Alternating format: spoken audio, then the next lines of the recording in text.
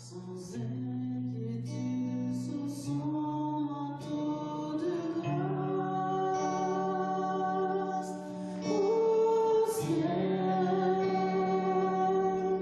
je m'en vais, là-haut prendre ma place.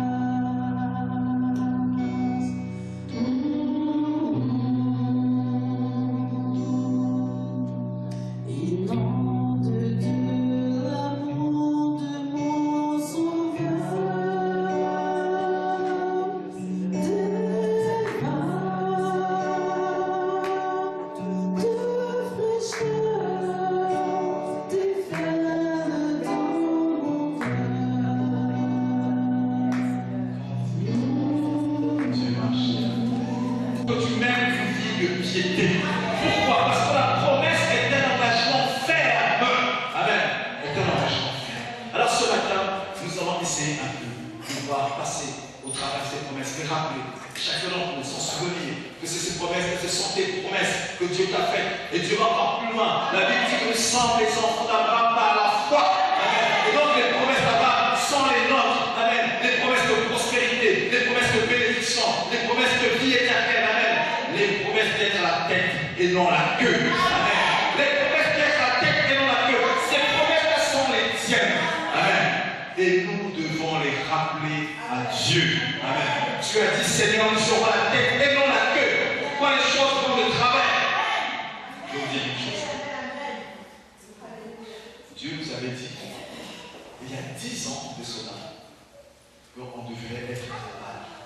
Et qu'à Laval, le ministère devait être extraordinaire. D'autres promesses sont. Mais j'avais oublié cela. Mais il y a quelques mois, en priant finalement, cela est revenu, que Dieu nous a fait cette promesse. Alors, je me suis mis à les rappeler à Dieu. Ce n'est pas plus qu'une semaine. La promesse est à sont retrouvées ici à Laval. Il faut les rappeler. À Montréal, merci. Les promesses, il faut les rappeler à Dieu. Amen. Il faut les rappeler à Dieu. Quand Dieu t'a promis et que tu es certain que c'est Dieu qui t'a parlé, c'est Dieu qui t'a promis, il faut le lui rappeler. Tu peux le lui rappeler jour après jour.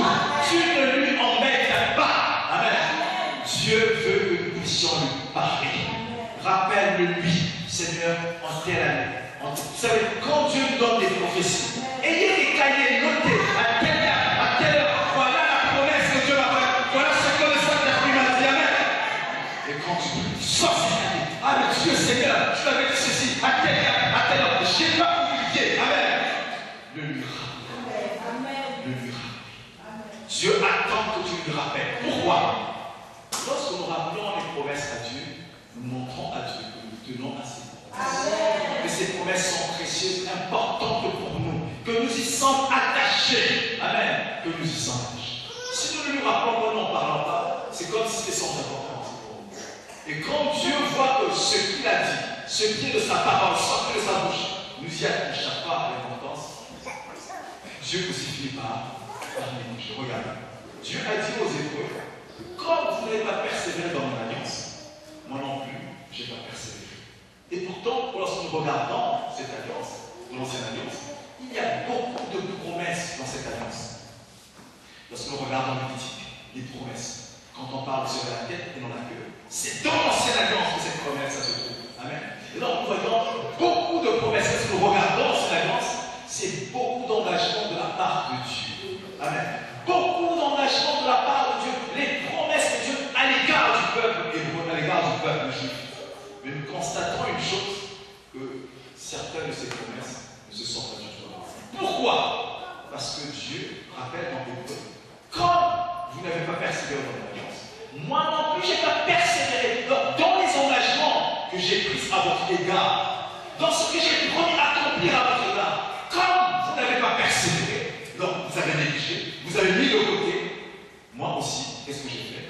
J'ai mis de côté. Et d'ailleurs, j'ai établi une nouvelle alliance. Celle-là, elle est caduque, elle est plus importante. Je la mets de côté. Pourquoi? C'est pas parce que Dieu n'est pas fidèle. Parce que ceux avec qui il s'est engagé dans cette alliance, dans ses promesses, n'ont pas été fidèles. Amen. Et quand ils n'ont pas été fidèles, Dieu aussi a mis de côté. L'importance, la nécessité que nous soyons fidèles aux promesses que nous y demeurons, que nous n'allons ni à gauche ni à droite. Restez seulement là où Dieu nous a promis, là où Dieu nous a mis, et demeurer ferme et engagé dans sa promesse. Parce que la parole de Dieu est certaine. Lorsqu'on commence à s'éloigner de Dieu, c'est la preuve qu'il n'y a pas la foi. Et la Bible dit que celui qui n'a pas la foi, mais qui n'espère pas non plus recevoir de la part de Dieu. Et sans la foi, personne ne l'aura. Sans la foi, personne ne lui sera agréable. Amen. Donc, Dieu veut voir notre engagement, notre persévérance dans sa promesse. Parce que notre persévérance dans sa promesse, c'est la preuve de notre foi à son égard. Dieu a dit ceci, j'y crois, je persévère. Et donc, je manifeste ma foi à l'égard de sa parole, à l'égard de sa promesse. Même si cela semble invraisemblable à notre égard. Amen. Même si cela semble invraisemblable, mais demeurez ferme. Parce que Dieu est fidèle. Lorsque Dieu a promis, il l'accomplira. Alors à chaque jour, même quand les temps de tristesse arrivent, même quand les moments de malheur arrivent, même quand les moments d'épreuve arrivent, et que tu vois que c'est le contraire de ce que Dieu a dit, comment ça s'accomplit. Danse, réjouis-toi, bénis Dieu, célèbre-le. Parce que tu confesses, malgré c'est le contraire qui arrive, je crois quand même que ce que Dieu a dit s'accomplira toujours. Amen. S'accomplira toujours. Alors, première de ces promesses, on va partir sur le psaume 85. Amen. Le psaume 85, on va lire le verset 9. Le psaume 85, promesse 4. Psaume 85, verset 9. Psaume 85, le psaume 85, nous allons lire le verset 9. Le psaume 85.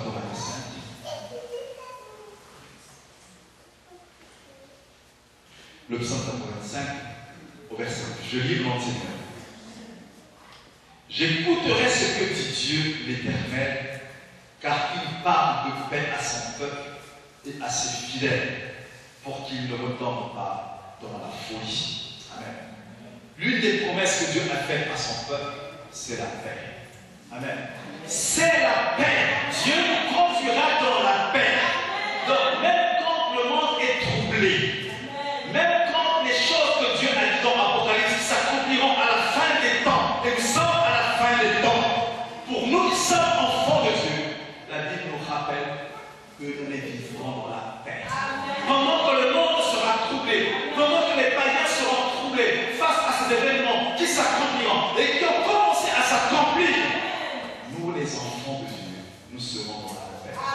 Parce que la paix que Dieu donne n'est pas comme la paix du monde. La paix du monde, généralement, est attachée à l'accomplissement de ceci ou de cela, ou à la réalisation de tel projet, ou, comment dire, à un besoin qui est comblé.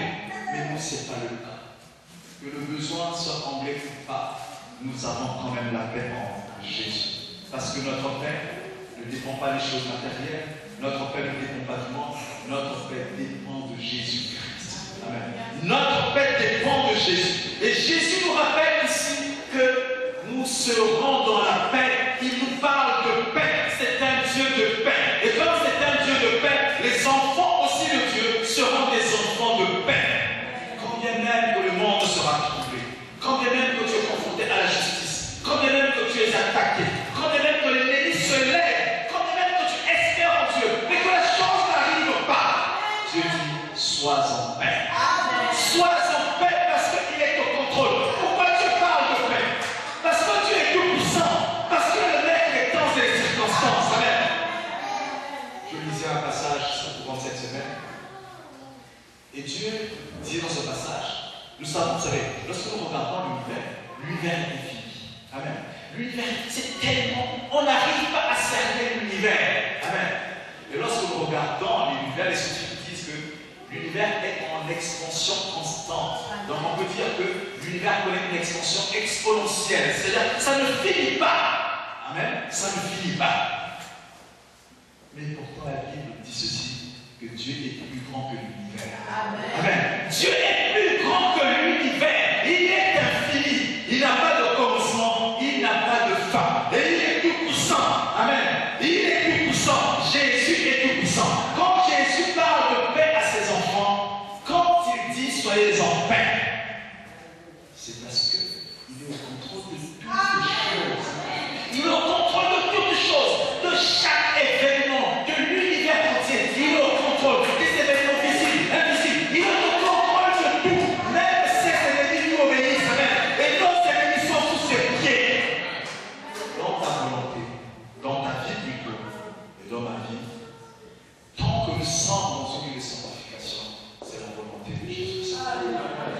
Jésus a dit ici, au verset 9, il a dit, car il parle de paix à son peuple et à ses fidèles, pourvu qu'ils ne retombent pas dans la folie. Alors, qu'est-ce qui peut nous ôter la paix? Ben, c'est la folie. Amen. Ce qui peut ôter la paix, c'est la folie. Et nous pouvons dire encore, tous ceux qui n'ont pas Jésus sont des fous. Amen. Ceux qui n'ont pas Jésus sont des fous. Et c'est pourquoi ils n'ont jamais la paix. Même quand ils sont délicats, ils sont stressés, ils sont troublés, ils n'ont pas la paix. Amen. Ils n'ont pas la paix. Dieu nous rappelle ici. Il est un Dieu de paix. Il nous parle de paix. Tout ce qu'il espère que nous puissions pas retomber dans la folie. Amen. Et la folie, c'est quoi? Ben, c'est s'éloigner de Dieu. La folie, c'est quoi? C'est faire ce qui est contraire à la volonté de Dieu. La folie, c'est quoi? C'est se laisser distraire par les choses du monde. La folie, c'est quoi? C'est repartir dans le monde. Repartir manger ce que nous avons vomi au nom de Jésus. Repartir se retrait encore dans la boue. C'est ça la folie. Amen. Et Dieu dit ici, regarde, nous allons continuer ce passage. Vous allez voir, c'est extraordinaire ce qu'on dit. Au verset 10, il dit, oui, son salut est près de ceux qui le craignent. Amen. On va décortiquer un peu le mot salut. Salut qui veut dire sauver du danger. En d'autres termes, on peut dire quoi? Préserver du danger. Amen. Amen. Alors, ça veut dire que ceux qui sont avec Jésus sont préservés du danger. Alors, si tu es préservé du danger, pourquoi être troublé? Pourquoi être inquiet? Pourquoi être stressé? Puisque nous sommes préservés du danger. Amen. Vous ne pouvez pas imaginer les êtres qui nous protègent, comment ils sont puissants. Amen. Les êtres qui sont autour de nous, ceux qu'on appelle les anges, et que Dieu a envoyés pour nous protéger. Vous ne pouvez pas imaginer combien ils sont puissants. Ils sont des géants. Vous savez, nous, à leur côté, on a l'impression d'être des petits nains. Amen. Un ange de Dieu, quand il est à tes côtés, quand Dieu te le montre, mais il est plus, c'est-à-dire que une de ses ailes, quand il la déploie, ça peut près 2 mètres de ce côté-ci. Amen. Tellement que c'est des géants qu'ils sont puissants. Alors quand Dieu te le montre comme ça, tu es tout petit devant lui. Il te rassure. Amen. Tu es rassuré de l'avoir à tes côtés. Parce que tu sais qu'avec un ange pareil à tes côtés, rien ne peut arriver. Amen. Alors nous affronterons tous les dangers. Amen. Au nom de Jésus. Parce que les anges sont là pour nous protéger. Les anges sont là pour te protéger. Jésus les envoyait exclusivement pour cette mission-là, pour te protéger. La seule chose que peut apprendre ne soit pas interprété, c'est le péché. Parce que l'ange lui-même craint d'être souillé. Alors quand tu vis dans le péché, il se met à l'écart. Et quand il t'arrive quelque chose, il ne peut plus te protéger. Parce que le péché est pour te protéger. Donc c'est important d'être dans une vie de sanctification pour que l'ange de Dieu continue à accomplir à ton égard, excusez-moi, la mission pour laquelle Dieu m'a envoyé, te protéger, veiller sur toi. Et si les autres puissants comme ça nous protègent, nous devons dormir en paix. Amen. Nous devons marcher en paix. Amen. Nous devons être en paix. Même si le monde est troublé, nous devons être en paix. Même si nous sommes attaqués, nous devons être en paix. Même si nos ennemis sont des milliards devant nous, nous devons être en paix. Un seul ange peut massacrer des millions d'êtres. Amen. Ils sont puissants. Ils sont puissants. Amen. Et nous sommes sous leur protection. C'est Dieu qui les envoie pour nous protéger. Veillez sur ses enfants, afin qu'ils nous n'arrivent rien. Vous ne pouvez pas imaginer, regarde. Il arrive parfois quand nous sommes dans les voitures, en roulant, on circule. Vous ne pouvez pas imaginer, en réalité. Beaucoup d'entre nous, probablement, ici, nous seraient plus en vie. Et parfois, quand tu penses, j'ai failli être écrasé. En réalité, tu devrais être écrasé. C'est juste Blanche qui est identité, etc. Parce qu'on n'entend pas les blanches. C'est juste Blanche qui a poussé la voiture de l'autre côté. C'est juste Blanche. On ne s'en rend pas compte en réalité. C'est juste Blanche qui t'a mis de côté pour que tu ne sois pas. Tu ne sois pas écrasé. Ils sont là pour nous. Amen. Alors, soyons en paix. Dieu parle de paix. Soyons en paix. Il n'y a pas de raison de stresser. Il n'y a pas de raison d'être dans la crainte, dans la peur. Il n'y a pas de raison. Dieu est au contrôle. Tout l'univers est sous ses pieds. Amen. Tout l'univers est sous ses pieds. Vous regardez. La Bible dit ceci que toutes les étoiles que nous voyons dans l'univers, Dieu les connaît par leur nom. Amen. Mais pourtant, lorsque nous regardons l'univers, c'est extraordinaire. Dans l'univers, il est dit ceci, les scientifiques, ceci, c'est 100 à près 100 millions de galaxies, uniquement l'univers. Il est composé d'une centaine de millions de galaxies. Amen. Et dans chaque galaxie, il y a au minimum 1 milliard d'étoiles. Alors si on se met à calculer tout cela, même nous, les ordinateurs, n'arrivent plus. Ça devient infini en termes de nombres. On atteint des nombres que même notre connaissance ne connaît pas du tout. Mais Dieu dit, il connaît toutes ces étoiles par leur nom. Il les appelle par leur nom. Amen. Alors à plus forte raison, toi, qui est plus important qu'une étoile. Oui, parce que Dieu ne s'est pas sacrifié à la mort pour les étoiles, mais il s'est sacrifié pour toi. Amen. C'est-à-dire combien tu es important dans sa vie, dans la vie de Jésus. Jésus s'est donné à la croix pour toi. Il ne l'a pas fait pour les anges, il ne l'a pas fait pour les étoiles, il l'a fait pour toi. C'est-à-dire combien tu es aimé de Jésus. Combien tu te portes dans son cœur. Combien tu es important dans sa vie. Il est au contrôle de ta vie. Il n'y a pas de raison d'être stressé, d'être angoissé. Malade ou pas malade, Dieu est au contrôle de ton âme. Dieu est au contrôle. Regarde, je vais vous dire, j'ai fait un sang. J'ai fait un sang, finalement, c'était pendant la journée, je me disais, je pensais, souvent les gens vont dire, oui, mais quand on meurt finalement, les gens traversent un tunnel sans lumière, ça porte, ils apparaissent vers la lumière. Mais cette lumière-là, c'est une illusion. Amen. C'est une lumière parce que si tu n'es pas sauvé, tu ne peux pas aller à la lumière. C'est pas possible. Amen. C'est une illusion. Et la plupart de tous les moyens, c'est pareil. Alors, finalement, je réfléchissais à ça. Finalement, j'arrive devant, je me couche. Et pendant que je me couche, je vois finalement Dieu. Vous savez, sa sœur Charlotte, elle voulait justement, quand on a fait la célébration, elle disait dans son spectacle que ton âme est attirée. Tu ne peux pas y résister. Amen. Si tu es destiné pour le feu, tu vois bien le feu, mais tu ne peux pas résister. C'est une force qui t'attire vers là-bas. Même si tu refuses d'y aller, tu vas quand même y aller. Et quand tu es enfant de Dieu, tu es en Jésus, quand tu meurs, ton âme aussi est attirée vers Jésus. Il n'y a aucune puissance, aucun esprit, même le démon Satan ne peut pas te prendre ton âme et l'amener ailleurs. Tu es attiré vers Jésus. C'est plus fort que l'âme. Là, finalement, je me couchais là, je vois mon âme traverser un tunnel. Mais le tunnel était sauf qu'il y a une chose.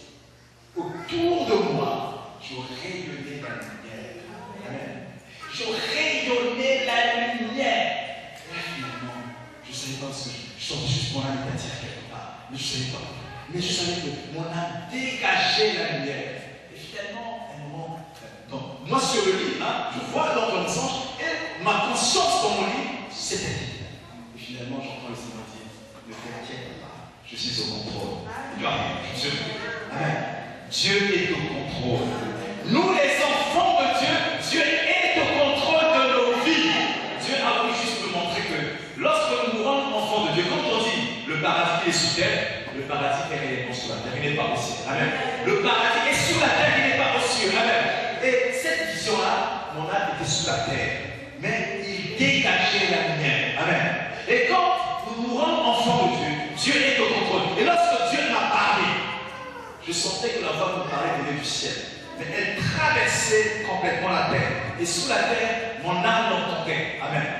Mon âme, Dieu a dit, ne t'inquiète pas, je suis au contrôle. Et le soir, je me suis retrouvé. C'est-à-dire que nous, enfants de Dieu, lorsque le temps arrivera de partir, sans inquiétude, dans la paix, Jésus est au contrôle. C'est lui qui attirera notre âme vers le paradis. Amen. Parce que tu portes sur toi le sceau de l'apostolat de Jésus. Ceux qui portent le sceau de l'apostolat de Jésus sur leur âme, ils ne peuvent aller ailleurs. La puissance de Dieu, la puissance de Jésus les attirera vers le paradis. Parce que cela il a prévu. Ceux qui meurent en lui iront en attendant qu'ils aillent au ciel avec Jésus. Jésus est au contrôle de ton âme. Amen. Jésus est au contrôle de ton âme. Même quand on est environné de ténèbres, notre âme rayonne la lumière. Alors les ténèbres se tiennent au loin. On les voit les ténèbres, mais elles ne peuvent pas nous approcher. Parce que nous sommes lumière. Jésus a dit, nous sommes des enfants de lumière. Parce que nous-mêmes, les lumières. Alors Dieu nous dit, sois dans la paix. Et nous allons lire la suite de ce chapitre. Verset 10. Oui, son salut est près de ceux qui le craignent, afin que la gloire habite dans notre pays. La bonté et la fidélité se rencontrent. La justice et la paix s'embrassent. La fidélité germe de la terre et la justice regarde du haut des cieux. L'Éternel aussi accordera le bonheur et notre terre donnera ses fruits. La justice marchera devant lui et imprimera ses pas sur les chemins. Voilà les promesses que Dieu t'a faites. Voilà les promesses que Dieu m'a faites. Il dit, la justice habitera dans ta maison. La paix germera dans ta maison. La justice et la paix s'embrasseront. Ils se donneront des accolades. Et cela dans ta maison à toi. C'est là qu'ils s'établit à cause de la présence du Saint-Esprit. Et ces esprits-là ne peuvent venir dans ta maison si l'Esprit de Dieu est en toi. Amen. La justice. La Bible dit que Dieu est justice. Amen. Lorsque nous partons dans Éphésiens chapitre 5, se revêtir de quoi? De la cuirasse de la justice. Amen. Se revêtir de la paix. Alors Dieu nous promet la paix. Et Dieu dit, sois en paix. C'est une promesse de sa part. Amen. Autre promesse que nous allons voir, nous allons partir dans le psaume 67, verset 6 à 7. Le psaume 67, verset 6 à 7. Le psaume 67, verset 6 à 7. Le psaume 67, verset 6 à 7. Le psaume 67, verset 6 à 7. Je lis en Seigneur. Les peuples te louent, ô Dieu, tous les peuples te louent. La terre donne ses produits. Dieu, notre Dieu, nous bénit. Amen. Dieu, notre Dieu, nous bénit. La parole de Dieu est vérité. Lorsque Dieu dit qu'il nous bénit, nous sommes réellement bénis. Nous sommes réellement bénis. Les bénédictions de Dieu ne s'évaluent pas en termes de ce que nous avons dans notre compte. Et c'est l'erreur que nous avons tendance à faire aujourd'hui. De plus en plus dans les assemblées, on parle de la bénédiction. Dieu a dit, vous serez bénis, vous serez bénis. Ce n'est pas forcément l'argent de la bénédiction de Dieu. Parce que je vous assure, si c'était l'argent, nous serions tous devenus des milliardaires et riches. Amen. Nous serions tous devenus des milliardaires et des riches. La bénédiction de Dieu ne s'évalue pas en termes de notre argent, de ce que nous avons en compte, de nos biens. Amen. Il y a des gens qui vivent dans les villages. Amen. Vous savez, vous et moi, on peut avoir 3, 4, 50 ans.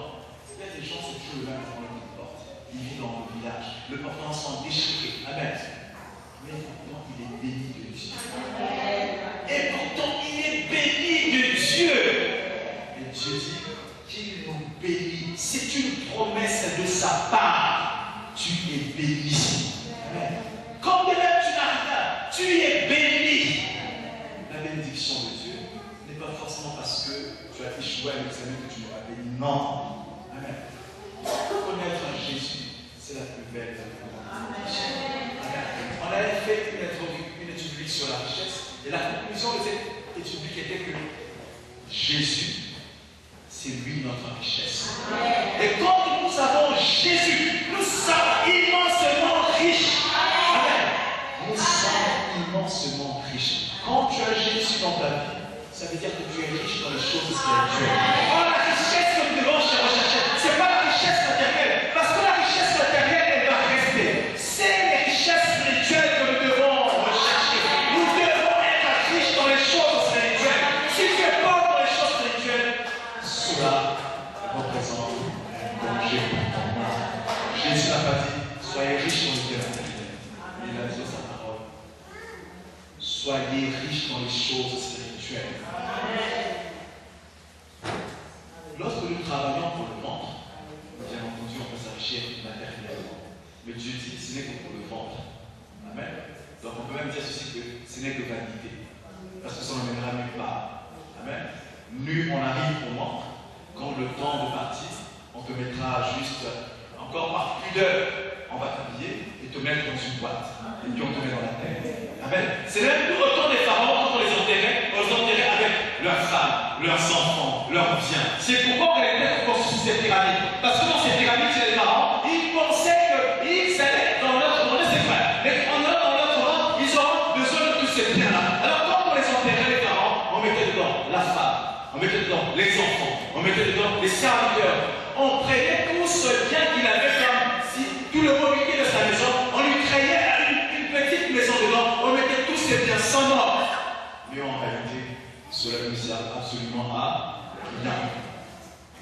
Au feu, ceux qui sont pour le feu, quand tu élèves dans ton terrain avec tes voitures, avec tes servantes, avec ton lance, ça ne te servira à rien. Si tu es pour le feu, tu iras pour le feu. Et si tu es pauvre dans les choses spirituelles, c'est quand même au feu que tu iras. Amen. Nous devons être riches dans les choses spirituelles. Amen. Et comment on s'enrichit spirituellement? C'est dans la vie de piété et de consécration. C'est ça qui nous enrichit. Amen. Je vais vous raconter une histoire. Alors j'ai prié avec elle. Alors en priant avec cette personne-là, je cherchais à voir spirituellement comment il était, dans quel état il était. Vous savez, parfois les gens disent, moi je ne crois pas, je ne crois pas, je ne crois pas. Mais en réalité, il ne croit même pas du tout. La foi n'y est même pas du tout. Il y a des gens qui sont baptisés au nom de Jésus, mais qui ne sont pas du tout sauvés. Parce qu'ils n'ont pas la foi. Alors je prie avec la personne, je dis Seigneur, montre-moi. Alors ce que on montre un exemple de ce qui fait avec ça. On a construit une maison. La maison qui a construit, solidement bâtie, avec des briques bien bâties. Sauf qu'il n'y avait pas de toiture. Amen. Donc on a construit la maison, la fondation est terminée. On a mis les murs bien solides. Mais il n'y avait pas encore là la toiture. Dieu m'a dit, voilà, c'est comme ça qu'il est. Ça veut dire que oui, il connaît Jésus, il a accepté Jésus, il marche avec Jésus, il aime Jésus, mais il n'a pas encore tout à fait grandi comme Dieu le veut. Mais il est sur le bon chemin. Parce qu'après, quand les murs sont finis, qu'est-ce qu'on fait? On met la toiture. Après la toiture, qu'est-ce qu'on fait? On met les finitions, on embellit la maison. Amen. On embellit la maison. Alors, Dieu nous dit ce matin, nous devons être riches dans les choses spirituelles. C'est ça notre priorité. Amen. La Bible dit, je pense dans les Proverbes, que mettre son intelligence à s'enrichir, cela ne plaît pas à Dieu. Amen. On n'a pas à mettre notre intelligence pour chercher à s'enrichir. Nous devons mettre notre intelligence à chercher Dieu, à servir Dieu, à chercher à s'enrichir en Jésus. C'est ça le but de l'intelligence. Le discernement, la capacité que Dieu a mis en nous de réfléchir, d'analyser, de discerner le bien et le mal, de créer les choses, c'est pour la gloire de Jésus. C'est pour apprendre à connaître Jésus. C'est pour se consacrer à Jésus. Et si nous faisons des choses extraordinaires, que ça soit pour la gloire de Jésus-Christ. Amen. Ne pas mettre son intelligence à chercher à s'enrichir. Les biens vont rester. Les voitures vont rester. Les belles maisons vont rester. Les biens matériels vont rester. Vous savez, aujourd'hui, nous vivons dans un monde qui est tellement stupide que même quand on t'enterre, il faut que tu achètes ton trou. Vous savez pourquoi on brûle davantage les gens ici? Parce que ça coûte moins cher. D'incinérer, c'est beaucoup moins cher que d'enterrer dans un trou. Et le trou coûte cher. Amen. Et encore, quand tu achètes ce trou-là, c'est pas pour l'éternité. Vous savez, en France, là, on appelle le cimetière qui est inconnu Père Lachaise. Ici, c'est la même chose. Quand tu meurs, alors ceux qui sont riches, ils vont préparer déjà leur décès, costume, vêtements, il va falloir construire, même pour certains, construire déjà son mausolée. Dans certains mausolées, c'est là pour c'est la maison pour le mort. Et certains qui sont riches, ils vont jusqu'à là, construire la belle maison où on va le mettre. Et souvent, ce qu'on me dit, c'est que même quand tu achètes ce trou-là au cimetière, c'est pas pour l'État. Si tu as payé 50 000, les 50 000 est calculé en termes d'avis. Quand tu arrives, c'est comme quand on loue la maison. Quand tu arrives à la fin de ton bail, on te met dehors. C'est trou-là quand on l'achète. Quand tu arrives au terme de ton bail, c'est 50 ans, on enlève les eaux, on débouche, on nettoie, on jette. Au suivant. Tu n'es pas là pour le trou n'est pas à toi pour l'éternité. Si tu l'as acheté pour 50 ans, pour 100 ans, lorsque les 100 ans arrivent, on vient, on enlève complètement ce qui est là-dedans, on jette au suivant. Il faut être riche en Jésus. Parce